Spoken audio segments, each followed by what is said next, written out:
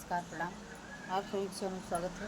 आज मैं बहुत प्यारा बहुत खूबसूरत सा मनमोहक कजरी गीत लेके आए, सुनिए, आनंद लीजिए। आप लोगों को कैसा लगता है प्यार से कमेंट करके बताइए। ढेर सारा सपोर्ट कीजिए, आशीर्वाद दीजिए, प्यार दुलार दीजिए और फुल बात करके देखिए। पहली बार जुड़े हैं तो सब्सक्राइब जरूर करें, आशीर्वाद जरूर दें, सुने, आनंद लें, ढेर सारा सपोर्ट करें। धन्यवाद।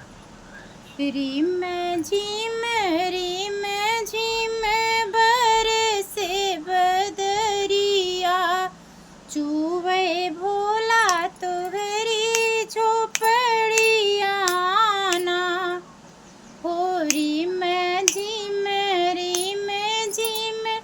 बरसे बदरिया, चूवे भोला तोहरी झोपड़िया ना। हर चूहे भोला तोहरी झोपड़िया ना, चूहे भोला तोहरी झोपड़िया ना। भीगला ये भोला हमारी चुनरिया, चली जाब हम नहीं हरवाना। अरे भीगला ये भोला हमारी चुंदरिया, चली जाब हम नहीं हरवाना। रिम झिम बरसे बदरिया, चूवे भोला तोहरी झोपड़िया ना। कैसे के जाबू गौरा तू नहीं हरवा, कैसे के जाबू गौरा नहीं हर नगरिया।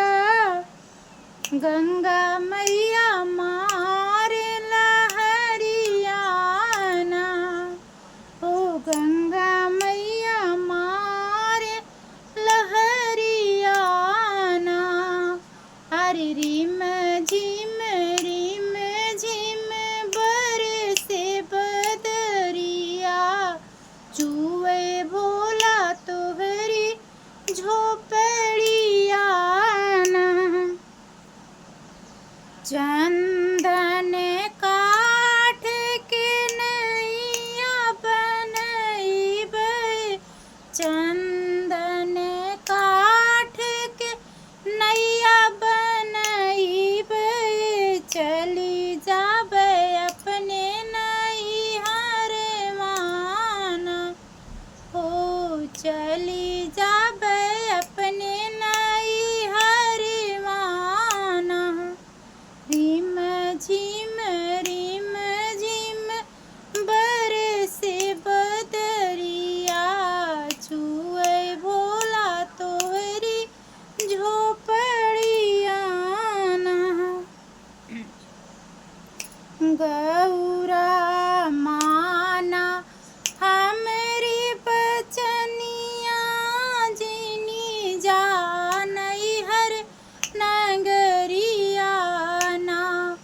हे जिनी जा नहीं हर नगरिया ना, रखबई तोह के दिल के भीतरिया, रखबई तोह के दिल के भीतरिया।